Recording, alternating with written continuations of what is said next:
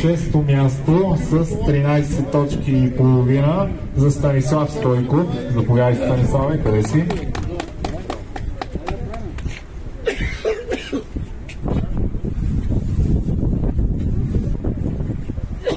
Честито. Така. След това 24 точки и половина за Иван Мрянков.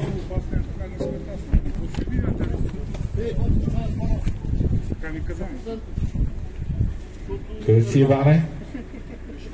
Заповядай.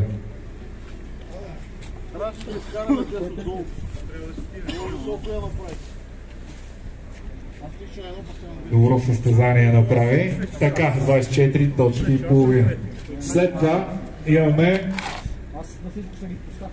Петю и Христо с еднакъв брой точки. Кой Петю и кой Христо?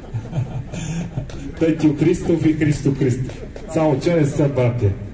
Така че всъщност Христо трябваше да излезе, защото Петю има повече предни класирания. Дай ми... малко се... Дай ми... Не бе, един... Така, не.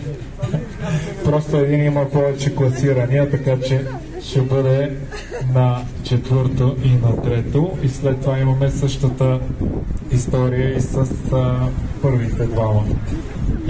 Също има два... така. Така. Това е еднакъв брой точки, обаче класиранията, Пето има повече първи места. Къде отиде купата, бе?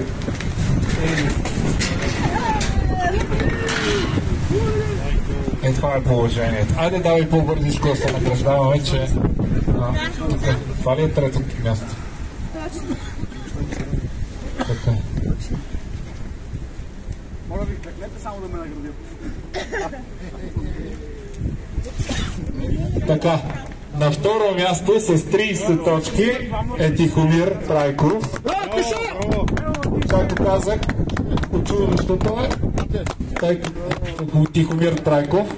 Първият също има 30 точки, но Божанката има повече предни класирания и поради тази причина ще вземе първото място. Иначе имат еднакъв брой точки с Тихомир. Заповяда и Божанката.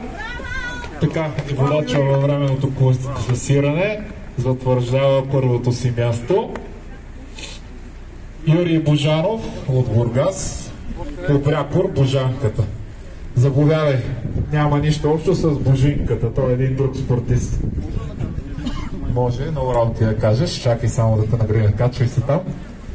Айде, така, за думата. Първо искам да благодаря на всички. Това състезание в чест на пълния ми вече баща, който преди една седмица. За съжаление, това е в чест за 9 тante.